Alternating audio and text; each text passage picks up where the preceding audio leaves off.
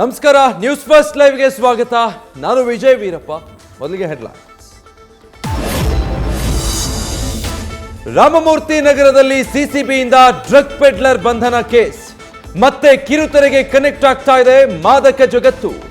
ನಟಿಯರ ದಮ್ ಮಾರೋ ದಮ್, ನಶೆ supply ಮಾಡ್ತಿದ್ದಂತೆ Ronaldo.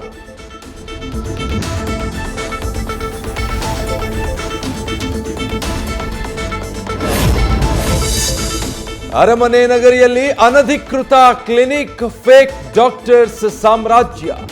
CM ತವರು ಜಿಲ್ಲೆಯ ಕರ್ಮಕಾಂಡ ನ್ಯೂಸ್ ಫಸ್ಟ್ ಕ್ಯಾಮೆರಾದಲ್ಲಿ ಸೆರೆ.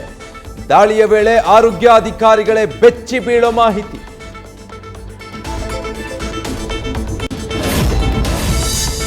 ವಿಧಾನಸಭೆ ಗೆದ್ದಂತೆ ಲೋಕಸಭೆ ಗೆಲ್ಲೋದು ಅನುಮಾನ. ಕಾಂಗ್ರೆಸ್ಗೆ ಸಿಗುತ್ತಂತೆ ನಿರೀಕ್ಷೆಗಿಂತ ಕಡಿಮೆ ಸ್ಥಾನ. ಸರ್ವೆಗಳು ಆಂತರಿಕ ವರದಿಯಿಂದಾಗಿ ಕೈಪಾಳಯದಲ್ಲಿ ತಳಮಳ.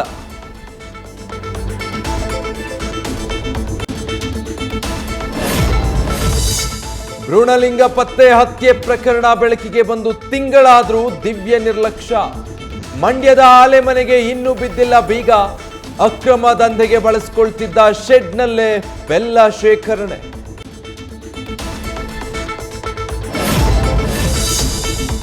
ವಿಷ್ಣು ಅಪ್ಪಾಜಿ ಸ್ಮಾರಕ ಕುರಿತು ನನ್ನದೊಂದೇ ನಿಲುವು.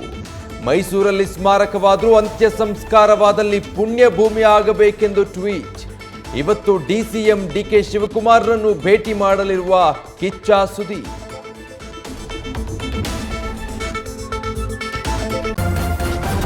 ನ್ಯೂಸ್ ಫಸ್ಟ್, ನಿರ್ಭೀತಿಯಿಂದ ನಿಮ್ಮ ಪರವಾಗಿ.